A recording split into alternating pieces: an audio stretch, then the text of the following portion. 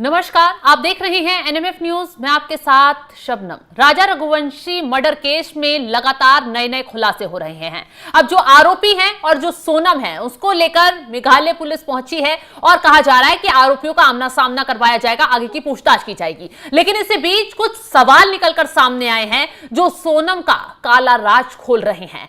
पहला सवाल क्या है वो आपको बताएंगे और इसी पर चर्चा करेंगे आगे, क्योंकि हमारे साथ जुड़े हुए हैं वरिष्ठ पत्रकार पंकज प्रसून जी, जो पूरे मामले की पूरी तफ्तीश से जानकारी देंगे। तो पहला सवाल जो उठ रहा है, जिसके जरिए सोनम का काला चिट्ठा खुल गया है कि कैसे सोनम ने इस साजिश को बुना और क्यों उसने शादी के बाद ही राजा को मौत के घाट उतारा। तो पहला सवाल हम दर्शकों को बताते हैं ग्राफिक्स के जरिए। पहला सवाल यह है कि शादी से पहले राज कुशवाहा के साथ भाग सकती थी या घर वालों को बता सकती थी, लेकिन उसने हत्या का विकल्प क्यों चुना?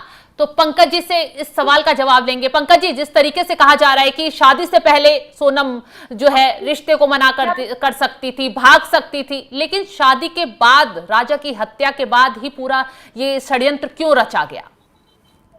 इसका जवाब मेघालय पुलिस के एसपी ने दिया है। सोनम मांगलिक थी और एक गैर मांगलिक लड़के के साथ उसकी शादी नहीं हो सकती थी, क्योंकि हिंदू धर्म में ऐसा माना जाता है कि मांगलिक की शादी मांगलिक से ही हो सकती है, और अगर गैर मांगलिक लड़के से शादी होगी तो उसके पति की मौत हो जाएगी, ये मान्यता है। तो सोनम ने सोचा कि पहले मैं किसी मांगलिक लड़के से शादी कर लूं और उसके बाद मेरा वो ग्रह भी कट जाएगा और उसके बाद मैं गैर मांगलिक राज कुशवाहा के साथ जिंदगी बिता सकूंगी और इसकी आयु भी बढ़ जाएगी। दूसरा, सोनम ने यह सोचा कि पहले मैं अगर राजा रघुवंशी से शादी करती हूं और उसको मार देती हूं तो मैं हो जाऊंगी विधवा, और विधवा से इस समाज में जल्दी कोई शादी करता नहीं, अच्छा उसका रिश्ता नहीं मिलता। तो फिर क्या होगा कि घर वाले मजबूरी में 5 साल छोटे या किसी दूसरे जाति के राज कुशवाहा से मेरी शादी कर देंगे, उस वक्त इतना ज्यादा अपोजिशन नहीं होगा, और इसलिए इसने शादी का प्लान बनाया। आपने बिल्कुल सही कहा, ये चाहती तो राज कुशवाहा के साथ भाग जाती, लेकिन इसे ऐसा लग रहा था कि मैं अपने प्रेमी के साथ भाग तो जाऊंगी, लेकिन कहीं मेरे प्रेमी की मौत हो गई तो शादी के बाद, तो उसकी आयु बढ़ाने के लिए इसने राजा रघुवंशी के साथ शादी की और हत्या कर दी। ये बताया है इन क्रिमिनलों ने पूछताछ में मेघालय पुलिस को, और मेघालय पुलिस के एसपी ने यह जानकारी दी है कि इसलिए ऐसा किया इसने। बिल्कुल। इसके साथ दूसरा सवाल भी उठ रहा है पंकज जी। दूसरा सवाल यह है कि हत्या तो की गई 23 मई को, पकड़ी गई 8 जून को। इस बीच सोनम कहां रही, क्या किया, कहां घूमी, इतना पैसा कहां से आया, इसको लेकर पुलिस ने क्या खुलासा किया है? तो पूरी कहानी यह है कि 23 तारीख को करीब 2 बजे के आसपास राजा रघुवंशी की हत्या हुई, और राजा रघुवंशी की हत्या करने के बाद ये सब पहाड़ी से नीचे उतरते हैं और 2 मोपेड पे सवार होकर ये 20 किलोमीटर यात्रा करते हैं। जहां पे ये घटना हुई थी वहां पर सीसीटीवी कैमरा वगैरह नहीं लगा था, क्योंकि पहाड़ था, झरना था, जंगल था। तो मेघालय पुलिस ने आसपास सीसीटीवी कैमरे जब खंगालने शुरू किए तो 10 किलोमीटर दूर एक सीसीटीवी कैमरे में सोनम नजर आई, और सोनम एक स्कूटी के पीछे बैठी हुई है और साथ में एक और स्कूटी चल रही, मतलब वो तीनों लड़के इसके साथ दिख रहे हैं, लेकिन राजा रघुवंशी नहीं दिख रहा। और वहीं से पुलिस को शक हुआ, और पुलिस ने क्या किया कि सोनम के कॉल डिटेल्स निकाले और राजा के कॉल डिटेल्स निकाले। तो जिस दिन राजा की मौत हुई थी उस वक्त सोनम कुछ और नंबरों के संपर्क में थी। उसमें से कुछ नंबर तो इंदौर के आ रहे थे, लेकिन एक ऐसा नंबर था जिसका लोकेशन अभी भी मेघालय बता रहा था। तो पहले पुलिस ने सोचा कि जो टूरिस्ट आते हैं, हो सकता है कि होटल वाले का नंबर, कैब वाले का नंबर वगैरह रख लेते हैं लोकल, कि अगर मुझे जरूरत पड़ेगी तो आपसे कांटेक्ट करेंगे। तो पुलिस ने पता लगाया कि ये नंबर है किसका। तो किसी होटल वाले का नहीं था, किसी कैब वाले का नहीं था, मतलब किसी इस तरह के आदमी का नहीं था जिसका टूरिस्ट से कोई काम पड़ सके। और वो नंबर भी जो मेघालय में दिखा रहा था लोकेशन, वो सिम था इंदौर का ही, वहां भी इंदौर से ही कनेक्शन हुआ। जब पुलिस उस लोकेशन को ट्रेस करते हुए पहुंची तो पता चला कि एक हत्यारा था जिसके पास ये सिम था, और वहां से दबोच लिया। लेकिन हुआ ये क्या था, उस हत्यारे ने मेघालय पुलिस को यह बताया कि मर्डर करने के बाद दो मोटरसाइकिल पे सवार होकर गए थे और हमें सोनम ने मर्डर से पहले 15,000 रुपए दिए थे। और मर्डर करने के बाद जब हम लोग एक लोकेशन पे आए तो वहां पे 15,000 और दिया और सोनम ने कहा कि मैं तुम्हें दोबारा पैसे दे दूंगी, संपर्क करना। और उसके बाद जिस सिम से इनसे बात कर रही थी वो सिम को निकाल के सोनम ने फेंक दिया। और फिर उसके बाद से इन हत्यारों से कांटेक्ट में नहीं।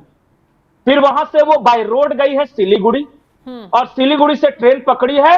23 तारीख की यह घटना, 25 तारीख को इंदौर पहुंच गई है और 25 तारीख से ये 7 तारीख के रात तक, 7 तारीख तक ये रही है इंदौर में। और राज कुशवाहा हर दिन इससे मिलता रहा है। लेकिन राज कुशवाहा को या सोनम को यह पता नहीं था कि यह मैटर इतना ज्यादा बड़ा हो जाएगा।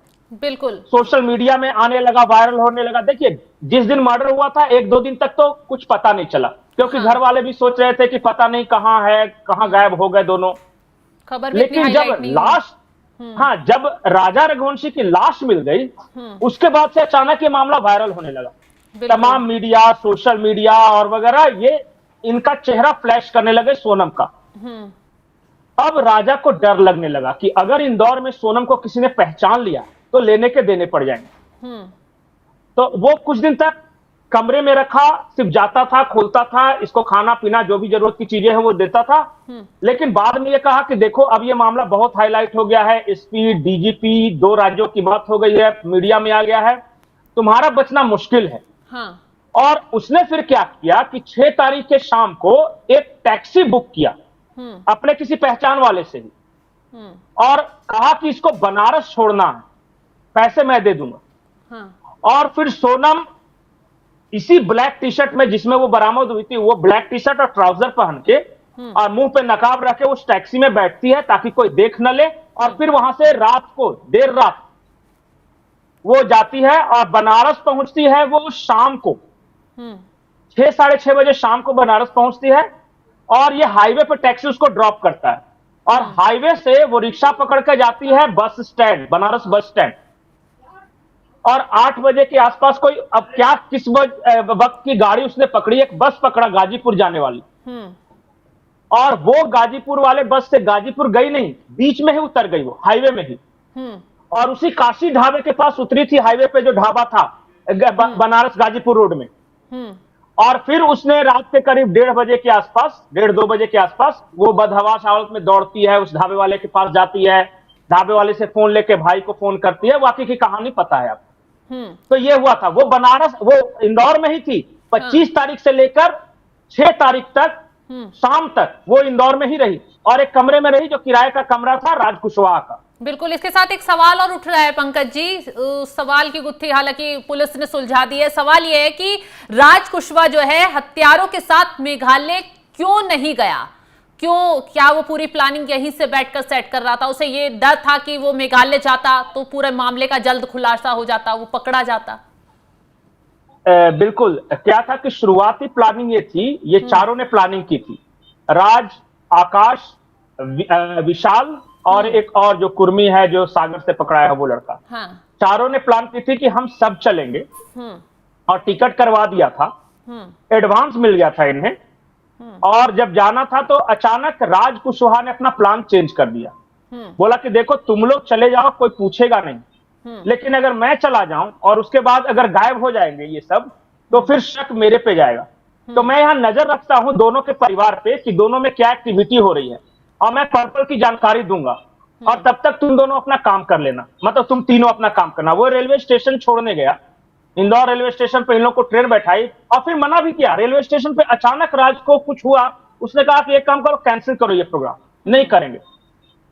तो उसके दोस्तों ने कहा कि देखो पैसे मिल गए हैं, ट्रेन का टिकट है, तो चलो कुछ करेंगे नहीं लेकिन घूम फिर के आते हैं। और राज गया नहीं, वो तीनों चले गए घूम फिर के और आने गए थे। लेकिन वहां फिर ये सोनम के कांटेक्ट में आए तो सोनम ने इन्हें और कन्विंस किया कि बिल्कुल प्लान चेंज नहीं करना, मारना तो पड़ेगा ही, पैसे चाहे थोड़ा ज्यादा ले लो। और फिर ये जब कारू कामाख्या मंदिर में दर्शन कर रहे थे तो उस वक्त ये हत्यारे भी वहीं पे थे। अच्छा। और उन्होंने वहीं पे एक ऑनलाइन डाव मंगाया था, वो जो कटार होता है जो लकड़ी काटने काम आता है, जिससे हत्या की गई, ऑनलाइन वही रिसीव किया विशाल ने। और फिर सोनम ने ही उन्हें बार बार वो अपना लाइव लोकेशन भेज रही थी। सोनम ने मैसेज कर बताया कि यहाँ पे बहुत भीड़ भाड़ है, शहर है, यहाँ मारोगे तो इश्यू बन जाएगा, तो मेघालय में ले जाती हूँ, मेघालय तुम मेरे पीछे आओ। तो आगे आगे वो मेघालय गए और पीछे पीछे वो हत्यारे आए। बिल्कुल, सोनम ने और राज लोकेशन सारी कुशवाहा, तय की थी कि कहाँ जाना है, कहाँ घूमना है, हाँ, किस पहाड़ी पे चढ़ना है। बिल्कुल। और वो अपना रेगुलर अपना लाइव लोकेशन बार बार भेज रही थी हत्यारों को। और इधर राज कुशवाहा क्या कर रहा था कि जिस दिन से वो गायब होने की खबर आई, फोन स्विच ऑफ, और आखिरी बार अपने सास से बात की, तो वो रेगुलर सोनम के परिवार और राजा रघुवंशी के परिवार में आता जाता रहता था। और वो देखता था कि ये किससे बात कर रहा है, पुलिस का क्या एक्टिविटी है, सब, और ये बताता रहता था। अच्छा। और तब तक तो वो सब फिर ट्रेन पकड़ के वापस आ ही गए थे एक दो दिन में। बिल्कुल पंकज जी, इसके साथ एक सवाल ये भी है कि वो टैक्सी वाला कौन था जिसने सोनम को वाराणसी तक छोड़ा? क्या ये इसका कोई नोन था या फिर राज कुशवाहा की तरफ से इसको बुक कर कर बुलाया गया था कि वाराणसी तक सोनम को छोड़ना है, ड्रॉप करना है? ये पजल अभी भी टैक्सी वाला वो पकड़ा नहीं गया है। हाँ। बताया ये है, सोनम ने बताया पुलिस को कि वो राज ने टैक्सी बुक की थी, उसका कोई पहचान वाला था। हाँ। और टैक्सी वाले को ये कहा था कि देख भाई, आधी रात को आना है, कोई देखे नहीं, और एक लड़की जाएगी। उसने पूछा भी टैक्सी वाले ने कि ऐसा अचानक इस तरह का गुप्त काम क्यों कर रहे हो, मैं फंस जाऊंगा। तब उसने बताया कि ये सोनम है जो कि भाग के आई है, लेकिन मैं पूरी मैटर बताऊंगा, अभी तुम्हें मैं कुछ नहीं बताऊंगा, बस इसे किस तरह सुरक्षित छोड़ आओ वाराणसी तक। हाँ। और उसके जितने पैसे होंगे मैं दूंगा। और चूंकि वो टैक्सी वाला दोस्त था राज कुशवाहा का, तो उसने तो एक तरह से सहभागिता उसकी भी है। लेकिन कुछ लोगों का कहना है कि टैक्सी वाले को पता ही नहीं था, उसको ने तो सिर्फ बुक किया कि एक लड़की है, उसको छोड़ना है। लेकिन जिस तरह से पूरा मामला हाईलाइट हो गया था और ये हत्या वगैरह की बात आ रही थी, तो इंदौर में रहने वाला और राज कुशवाहा को जानने वाला किसी भी टैक्सी वाले को यह शक जरूर हुआ कि आधी रात को कौन लड़की मेरे टैक्सी में आ रही है जिसका मुंह ढका हुआ है, उसे मैं क्यों छोड़ रहा हूं। तो कहीं ना कहीं उस टैक्सी वाले को कुछ ना कुछ जानकारी होगी। अब उस टैक्सी वाले की तलाश है कि कौन था जिसने इंदौर से वाराणसी तक छोड़ा था। और बीच में उसने सोनम से बात की होगी, काफी लंबा रास्ता है, ऐसा तो थोड़ी है कि बिल्कुल साइलेंट होंगे दोनों।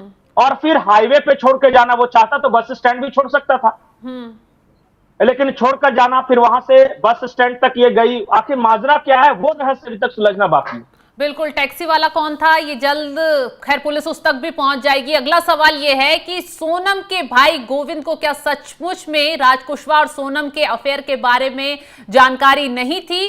फिर वो बार बार बांग्लादेश और मेघालय पुलिस को क्यों बरगला रहा था? ये बार बार बांग्लादेश का कनेक्शन क्यों निकाल रहा था? क्यों पुलिस को बरगला रहा था? क्या राज कुशवाहा के बारे में वाकई में उसके भाई को कोई जानकारी नहीं थी? इसको लेकर पुलिस का क्या कहना है? देखिए शबनम, अभी केस ऑनगोइंग है, अभी हम ये नहीं कह सकते कि सारा चीज खुलासा हो ही गया। हाँ। लेकिन चंद सवाल हैं जो कि मेघालय पुलिस इसका जवाब जानना चाहती है। बिल्कुल। पहला कि डे 1 से जो गोविंद है वो बार बार मेघालय पुलिस पर इल्जाम लगा रहा है कि आप लोग सीरियसली ढूंढ नहीं रहे। हाँ। फिर कुछ दिनों बाद गोविंद ने ही मेघालय पुलिस को कहा कि आप हत्या के दृष्टिकोण से क्यों ये तलाश कर रहे हैं, आप बार बार लाश या उसके जहां पे इसकी लाश बरामद उसके आसपास साइड से मेरी बहन का अपहरण हुआ है। और वो बात सबसे पहले अपहरण वाली बात गोविंद ने ही कही। और अपहरण हुआ है और फिर उसने कहा कि बांग्लादेश ले जा सकते हैं, और फिर बांग्लादेश का पूरा उसने कहानी बनाई और मीडिया में भी उसने कहा। इसीलिए तो शक और दूसरा यह है कि इसलिए कि देखिए, जब भी कोई लड़की के साथ ये होता है तो वो या तो अपनी मां को करेगी फोन या पिता को करेगी। लेकिन सोनम ने ढाबे से फोन किया सबसे पहले गोविंद को, जो कि उस वक्त मेघालय में था। ऐसा क्यों? क्या राज कुशवाहा और सोनम के अफेयर के बारे में गोविंद को पता था? क्या गोविंद को यह पता था कि यह मर्डर इसका नहीं हुआ है, इसका अपहरण हो सकता है, अपहरण वाली ही कहानी बतानी है? क्योंकि अपहरण वाली कहानी सोनम ने गाजीपुर पुलिस को ही बताई कि मुझे अपहरण करके गाड़ी में ले आया, मुझे बेहोश कर दिया और लाके गाजीपुर छोड़ दिया, और सेम वही अपहरण वाली कहानी बता रहा था। तो एक अंदाजा ये लगाया जा रहा है कि हो सकता है कि पहले प्लान बांग्लादेश भागने का ही होगा। लेकिन चूंकि रिलेशंस बांग्लादेश के साथ भारत के खराब हो गए हैं, ये साल भर पहले गई थी मेघालय, उस वक्त रिलेशन अच्छे थे, तो वो बॉर्डर पोरस होगा और इससे सोचा होगा कि राज कुशवाहा के साथ बांग्लादेश भाग जाऊंगे, वहां तो कोई पकड़ेगा नहीं, फिर कभी मेरे बारे में पता नहीं चल जाएगा, वहीं पे आराम से जीवन जिएंगे। लेकिन हुआ क्या कि बांग्लादेश में तख्ता पलट होने के बाद मोहम्मद यूनुस की सरकार आ गई और रिलेशन खराब हो गया। हाँ। और शादी के बाद यानी 1.5 साल बाद जब ये गई मेघालय तो वो बॉर्डर क्लोज था। हाँ। तब इन लोगों को अपना प्लान चेंज करना पड़ा। गोविंद को तो अगर अंदाजा होगा तो गोविंद को तो पहले से पता होगा कि बांग्लादेश जाने वाले हैं, इसलिए वो बार बार बांग्लादेश का नाम ले रहा था। लेकिन हाँ। बॉर्डर क्लोज होने की वजह से बांग्लादेश नहीं गई और फिर इंदौर आ गई और इंदौर से फिर यूपी की तरफ गई। लेकिन गोविंद कह जरूर रहा था, इसलिए शक इसमें होता है कि शायद इसको कुछ जानकारी हो। अभी हालांकि केस ऑन गोइंग है, आगे क्या कहानी खुलकर सामने आती है पता नहीं है। अभी तो पूछताछ चल ही रही है और क्या क्या खुलासे होते हैं वो आता रहेगा। लेकिन ये गोविंद वाला जो एस्पेक्ट है ना और वो टैक्सी वाला, ये दोनों का अभी सुलझना बाकी है। बिल्कुल, तो जो जानकारी आपने दी पंकज जी उसके लिए बहुत बहुत शुक्रिया। तो देखा कितने सवाल हैं जिनके जाल में सोनम फंस चुकी है, क्योंकि राजा की हत्या के बाद सोनम ने बड़ी चालाकी से वहां से निकलने का काम किया। इन हत्यारों के साथ पूरी प्लानिंग रची। राज कुशवाहा को बचाने के लिए सोनम क्या क्या खेल करती रही, इसका खुलासा बारीकी से पुलिस कर रही है। हालांकि कई किरदार ऐसे हैं जो अभी तक छुपे हुए हैं और हो सकता है पुलिस उन तक भी पहुंच जाए और इस मामले में जल्द कोई बड़ा खुलासा हो। फिलहाल जो जानकारी हमने आपके साथ साझा की उसको लेकर आप क्या राय रखते हैं, कमेंट कर अपनी राय जरूर बताएं और तमाम खबरों की जानकारी के लिए आप हमारे साथ जुड़े रहें। नमस्कार।